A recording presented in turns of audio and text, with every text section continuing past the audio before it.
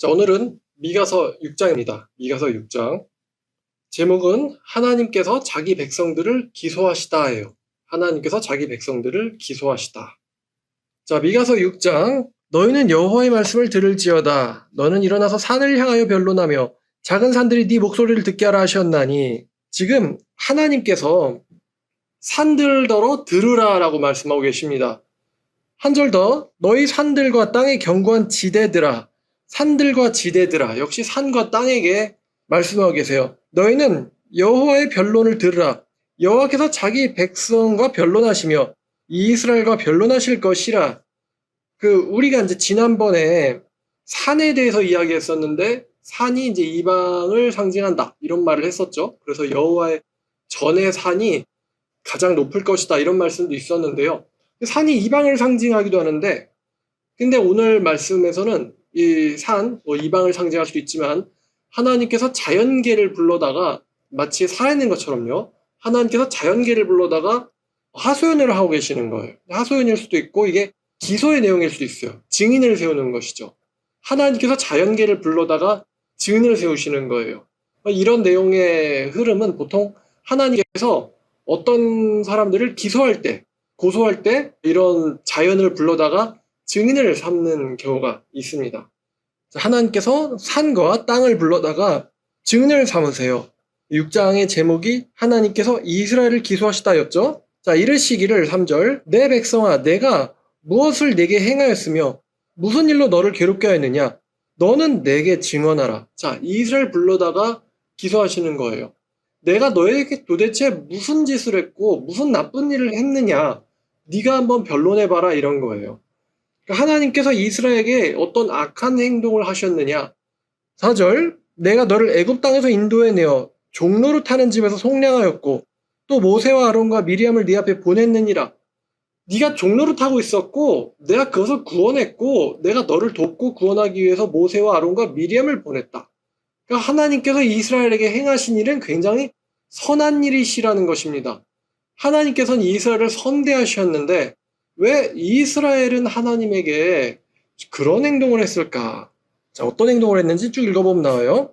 자, 5절, 내 백성아, 너는 모압 왕이나 발락이 꾀한 것과 부올의 아들 발람이 그에게 대답한 것을 기억하며 시딤에서부터 길갈까지 이를 기억해라. 자, 지금 내 백성에게 이렇게 말씀하세요. 또 내가 너에게 선대를 했다. 그리고 또 너는 모압 왕 발락이 꾀한 것과 부올의 아들 발람이 그에게 대답한 것을 기억해라. 자, 이게 무슨 이야기냐면은, 여러분 민수기 발락과 발람의 이야기가 나오죠. 이 발락이 이스라엘 백성들을 저주하게 하려고 이 발람이라는 선지자를 통해서 이제 돈으로 매수해서 이스라엘을 저주하게 하려고 했어요. 저주하게 하려고 했는데 그 유명한 당나귀 사건이 있었죠. 당나귀가 선지자의 그 저주하러 가는 길을 막았어요, 당나귀가. 그래서 결과적으로 발락은 이스라엘을 저주하게 하려고 했는데 하나님께서 발람을 통해서 마지막으로 하신 말씀은 결국 이스라엘을 축복하는 것이었습니다. 이스라엘을 죽이려고 하는 원수에 의해서 저주를 당할 뻔한 것을 하나님께서는 저주를 축복으로 바꿔주셨어요. 그러니까 발락이 꾀한 건 이스라엘을 저주하게 하는 거였고 발람이 그에게 대답한 것은 이스라엘을 축복하는 것이었습니다. 자, 하나님께서는 이렇게 저주를 축복으로 바꿔주셨어요. 자, 근데 또 이런 말씀이 있네요. 자, 시딤에서 길갈까지의 일을 기억해라 라고 했는데, 시딤에서 길갈까지, 이게 무슨 뜻일까요? 자, 아까 이제 민수기에 발람, 발락 이야기가 나왔다고 했었죠? 자, 민수기 25장을 가보겠습니다. 자, 이것도 역시 알고 있는 사람들이 있을 거예요.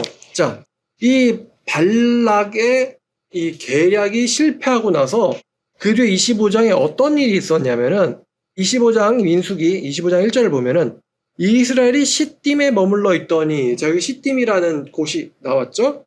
자, 그 백성들이 모압의 여자들과 음행하기를 시작하니라. 자, 아니 이스라엘 백성들이 모압 여자들과 음행하기 시작한대요. 그 여자들이 자기 신들에게 제사할 때 이스라엘 백성을 청하매 그 백성들이 먹고 그들의 신들에게 절함으로 이스라엘이 바알볼에게 가담한지라. 여호와께서 이스라엘에게 진노하시니라. 여기 음행과 우상 숭배가 일어났어요. 자, 그러니까 시딤에서 어떤 일이 일어났었느냐? 하나님을 배신하고 반역한 것이었어요. 자, 24장에서는 하나님께서 발람을 통해서 이스라엘을 축복하게 하셨는데 25장에서는 이스라엘 백성들이 하나님을 배신했어요. 하나님을 배신하고 거역했습니다. 자, 그 다음에 이제 길갈에서는 어떤 일이 있었느냐? 이 길갈에서는요, 자, 시딤에서 길갈까지잖아요. 길갈에서 어떤 일이 있었냐면은, 자, 여호수아 5장을 가볼까요? 자, 여호수아 5장. 여호수아 5장. 자, 9절에 보면 이제 길갈이란 장소가 나오죠. 길갈. 자, 길갈이란 장소가 나오는데, 3절을 보면은, 자, 여호수아가 부싯돌로 칼을 만들어 할례산에서 이스라엘 자손들에게 할례를 행하니라. 자, 할례를 했었고, 자, 그 다음에 또, 근데 좀 읽어보면 좋을 것 같은데, 4절. 여호수아가 할례를 시행한 까닭이 이것이니 애굽에서 나온 모든 백성 중에 남자 곧 모든 군사는 애굽에서 나온 후 광야길에서 죽었는데 그 나온 백성은 다 할례를 받았으니 다만 애굽에서 나온 후 광야길에서 난 자는 할례를 받지 못하였습니다. 자, 그 다음 절. 이스라엘 자손들이 여호와의 음성을 청종하지 아니하므로 여호와께서 그들에 대하여 맹세하사 그들의 조상들에게 맹세하여 우리에게 주리라고 하신 땅 곧 젖과 꿀이 흐르는 땅을 그들이 보지 못하게 하리라 하시매 애굽에서 나온 족속 곧 군사들이 다 멸절하기까지 40년 동안 광야에서 헤매었나니 그들의 대를 잇게 하신 이 자손에게 여호수아가 할례를 행하였으니 길에서는 그들에게 할례를 행하지 못하였으므로 할례 없는 자가 되었습니다. 자, 지금 보니까 두 번째 세대는 광야에서 할례를 하지 못했대요. 그래서 이 길갈에서 할례를 하게 됩니다. 근데 이제 하나님께서 40년 동안 헤매게 하신 이유가 나왔죠. 이 첫 세대가 하나님에게 반역을 했기 때문에 첫 세대는 다 제거하시는 것이 하나님의 뜻이었습니다. 자, 그리고 10절을 보니까 이스라엘 자손들이 유월절을 지켰고 또 11절을 보면은 무교절을 지켰습니다. 자, 그러니까 할례를 행하고 유월절과 무교절을 지켰다. 여러분, 할례와 유월절, 무교절 이것은 이스라엘 백성들이 애굽에서 나올 때 했었던 절기들이었죠. 그러니까 할례를 행하고 또 유월절과 무교절을 지켰다. 이거는요, 여호와와의 언약의 갱신 혹은 여호와와의 언약의 회복 이런 내용입니다. 그러니까 시딤은 언약이 파괴된 장소예요. 다른 신을 섬기지 말지니라 라고 말씀하셨는데 바알볼에게 가담했다고 했죠. 시딤은 언약이 파괴된 장소고 길갈은 언약을 갱신하고 회복한 장소입니다. 그러니까 시딤에서 길갈까지라는 것은 그런 내용이죠. 이스라엘 백성들이 하나님에게 얼마나 그러니까 파괴하고 나서 갱신되기까지 이스라엘 백성들이 얼마나 하나님에게 거역하고 반역했는가. 이게 이제 시딤에서 길갈까지예요. 자, 다시 미가서로 돌아가서요. 자, 그럼 너희들은 시딤에서 길갈까지의 일을 기억해라. 그러니까 반역부터 회복과 갱신까지 어떤 일들이 광야에서 있었는지를 기억해라. 이렇게 벌받아도 할 말이 없다. 이런 이야기겠죠. 그렇다면 나 여호와가 너희에게 공의롭게 행한 것을 알리라 하실 것이니라. 그러니까 여호와의 심판은 공의로웠다. 아니면 여호와께서 공의롭게 심판하실 수도 있었지만 하나님께서 다시 자기 백성들을 받아주셨다. 이렇게 해석할 수 있습니다. 자, 그 다음에 이제 6절. 요거는 이제 꽤 유명한 말씀이죠. 6, 7, 8절입니다. 내가 무엇을 가지고 여호와 앞에 나아가며 높으신 하나님께 경배할까? 내가 번제물로 1년 된 송아지를 가지고 그 앞에 나아갈까? 여호와께서 이게 지금 보면은 제물들이 점점 커지고 있습니다. 1년 된 송아지, 천천의 순양이나 만만의 강물 같은 기름을 기뻐하실까? 내 허물을 위해서 내 맏아들을 내 영혼의 죄로 말미암아 내 몸에 열매를 드릴까? 자, 지금 어떤 것을 주님께 드려야 기뻐하시느냐? 근데 지금 여기서 나온 것들 다 아니라는 거예요. 자, 8절. 사람아, 주께서 선한 것이 무엇임을 너에게 보이셨나니 여호와께서 네게 구하시는 것은 오직 정의를 행하며 인자를 사랑하며 겸손하게 네 하나님과 함께 행하는 것 아니냐. 이런 말씀 유명하죠. 자, 하나님께서 구하시는 제사가 뭐냐? 정의와 인자와 겸손하게 하나님과 함께 행하는 것. 정의와 인자와 겸손. 이제 인자는 자비라고 할 수 있죠. 정의롭게 행하고 인자하게 살고 또 하나님과 같이 겸손하게 하는 것. 근데 여러분 잘 보시면 이 정의와 인자와 겸손이라는 것은 다 누군가가 있어야지 성립하는 행동들입니다. 누군가에게 정의롭게 행하고 그러니까 이제 정의라는 단어는 좀 더 이해하기 쉽게 정직이라고 고칠 수 있습니다. 누군가에게는 정직하게 행하고, 누군가에게 또 자비롭게 행하고, 누군가에게 겸손하게 행하고, 이게 다 이웃과의 관계에 이제 연관이 되어 있거든요.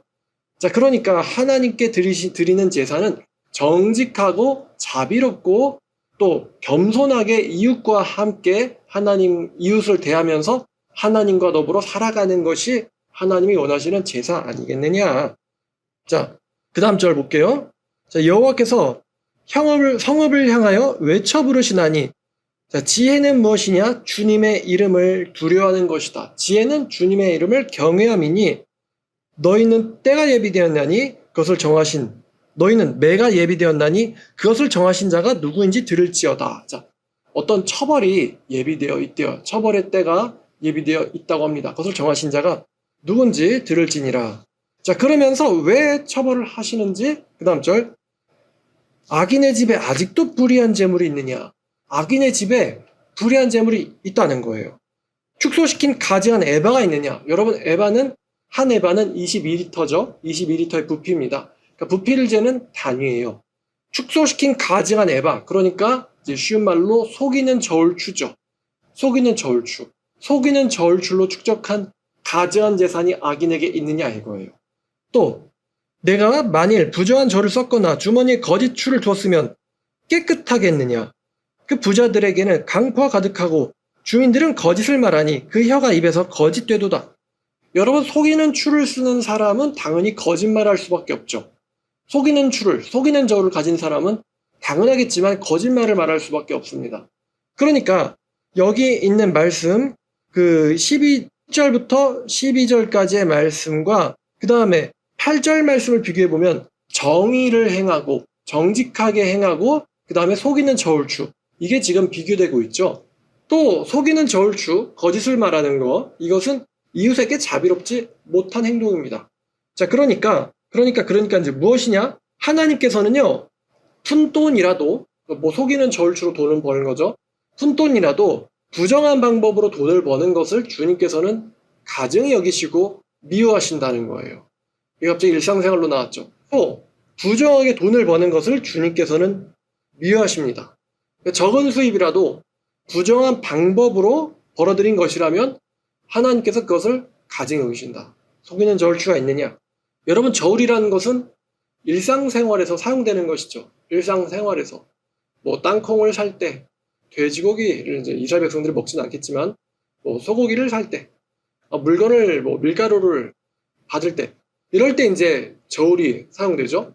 그러니까 이 저울이라는 거는 백성들에게서 여러분들이 뭐 부축관을 간다거나 뭐 마트를 간다거나 이런 곳에서 일상적으로 사용되는 거예요. 여러분들이 물건을 살 때 이 물건의 무게를 꼭 재지는 않지만 그 마트가 정직할 것이라는 것을 믿고 사죠. 믿고 삽니다. 뭐 삼겹살 몇 그램, 또 야채 몇 그램, 이걸 믿고 삽니다. 그러니까 이 속이는 저울추는 일상생활에서 사용되는 거라는 거죠. 자, 그러니까 그럼 이 속이는 저울추와 반대되는 게 정의를 행하고거든요. 정의를 행하고. 자, 그러면 정의를 행하고 자비롭게 행하고 하나님과 더불어서 겸손하게 행하는 거, 이거 어디서 사용되는 일들이냐? 당연하겠지만 일상생활에서 행해지는 겁니다.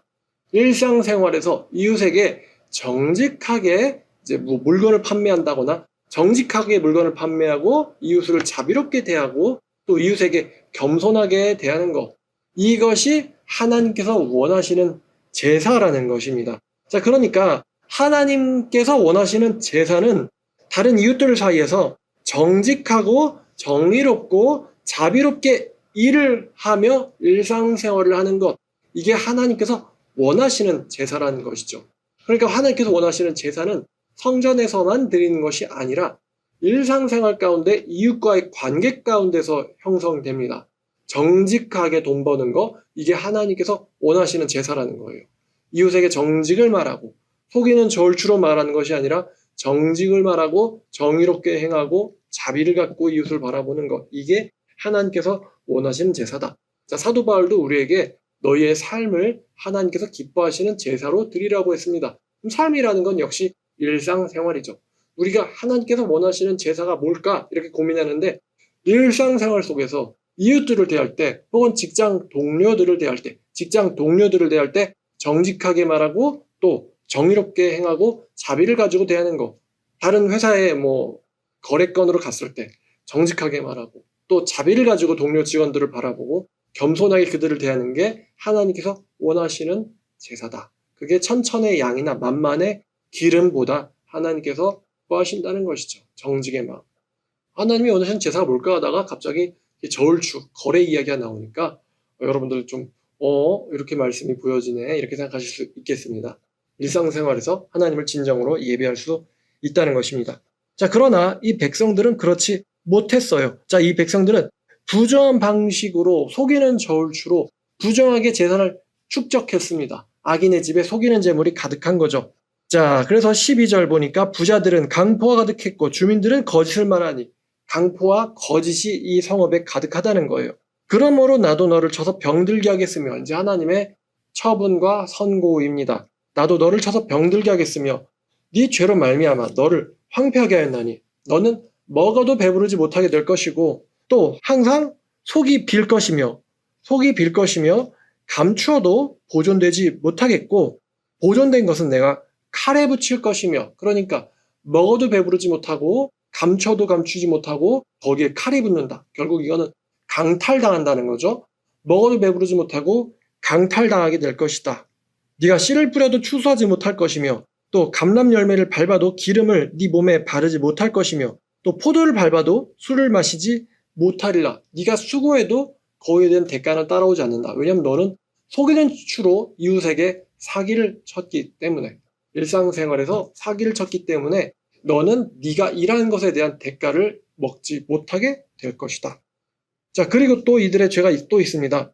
너희가 오므리의 율례와 아합 집의 모든 예법을 지키고 그들의 전통을 따르니, 오므리와 아합이 나왔는데 오므리의 아들이 아합입니다. 오므리와 아합이 어떤 사람들인지 여러분들 잘 아실 겁니다. 오므리는 금송아지 우상 숭배를 퍼뜨린 사람, 금송아지 우상 숭배를 여전히 그대로 행한 사람이 바로 이 오므리고요. 아합은 성경에 말하기를 그 전에 있었던 왕들이 죄 짓는 거는 오히려 가볍게 여겼다라고 그래요. 가볍게 여겼다. 이스라엘 전역을 우상 숭배로 물들여 버린 이 부자가 오므리와 아합이 되겠습니다. 자, 그래서 금송아지 우상 숭배, 또 이방 신들을 숭배하게 만든 왕이 바로 이 아합 왕입니다. 그러니까 이 백성들은 일상생활에서 거짓되게 이웃에게 행했을 뿐만 아니라 우상 숭배를 하는 풍습을 갖고 있었다는 거예요. 이방 신들을 따르고 쫓았다.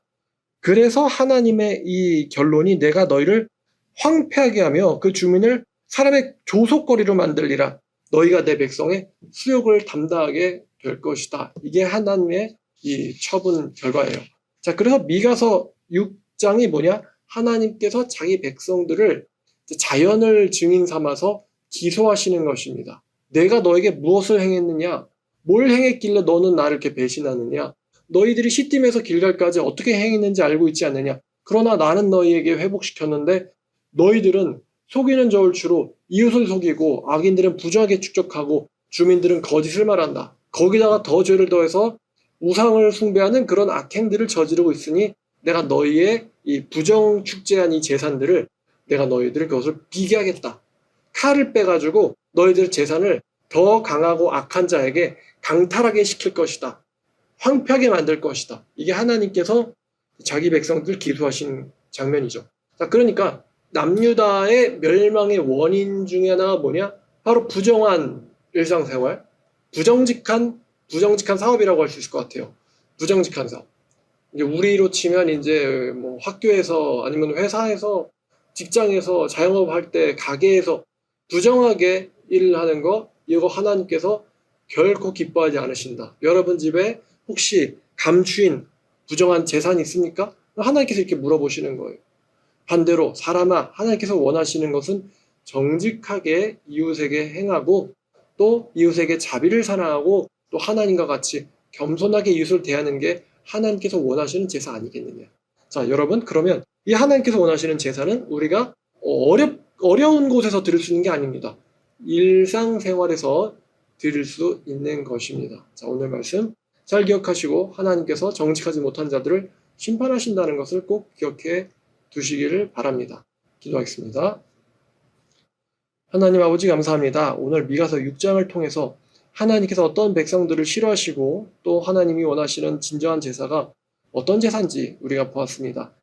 아버지, 우리가 교회의 행사들을 참여하고 또 예배를 참여하면서도 일상생활에서 이웃을 대할 때 굉장히 부정직하게 대한 적은 없는지 반성하게 하시고 또 오늘 말씀을 마음에 두고 이웃에게 정직하고 자비의 눈을 가지고 행할 수 있는 우리 말씀사랑교회 성도들 되게 도와주시옵소서. 열심히 일하게 하시고 또 건강하게 일하게 하시고 하나님과 함께 동행하는 말씀사랑교회 우리 사람들 성도들 되길 원합니다. 하나님이 함께해 주시옵소서. 예수님의 이름으로 기도드렸습니다.